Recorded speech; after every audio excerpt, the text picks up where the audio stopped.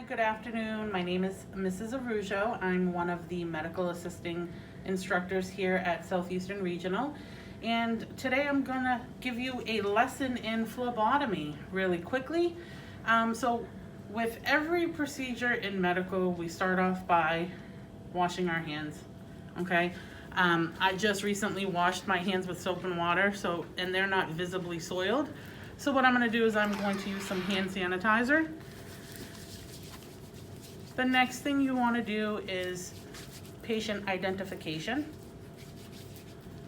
Hi, can I have your first and last name and your date of birth? Denise Paleoglu, December 31st, 1970. Perfect.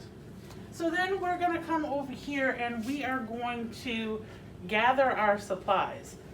For phlebotomy, you are going to need a tourniquet, which is a rubber band.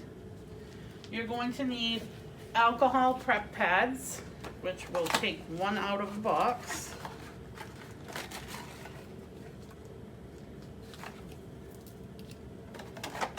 You're going to need an adapter that connects to the needle. You have your tube, whatever test the doctor is ordering. You have your gauze. And here we have what's called a butterfly needle, okay? I'm using a butterfly needle on Mrs. Paleoglu because she tends to have some wonky veins. They're tiny and they squiggle a little, so we're going to use a butterfly on her so that way we don't hurt her, okay? And then I also have a Band-Aid so that when I'm done with the procedure, I can put the Band-Aid on the area, okay? So then we're going to start by putting our tourniquet on.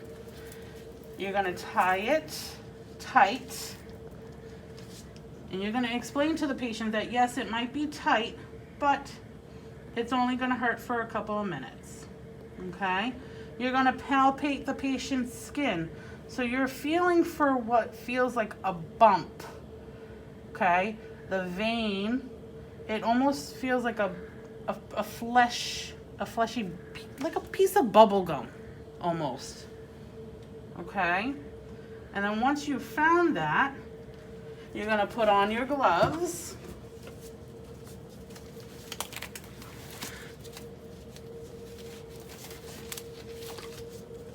You're going to grab your alcohol swab and you're going to wipe the area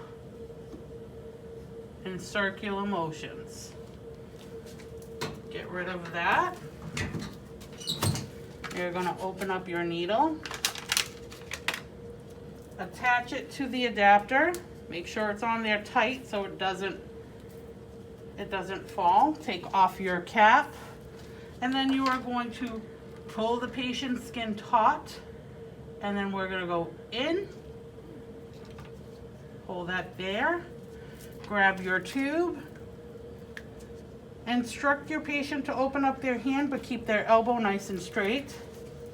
Pull off the tourniquet so that way they get some circulation back into their arm. And then you just watch this fill up until it gets to where it ends on the tube. Show them the blood. Yep. So then we're going to pull that out. And we are going to put that there, but we're not holding pressure, we're just placing it there. Pull out our needle. Now we're putting pressure. We're pulling the safety up on the needle, so that way we don't stick ourselves with a dirty needle. And into the biohazardous container it goes. Now we have our vial with blood. We are going to properly label this with Mrs. Paleoglu's name.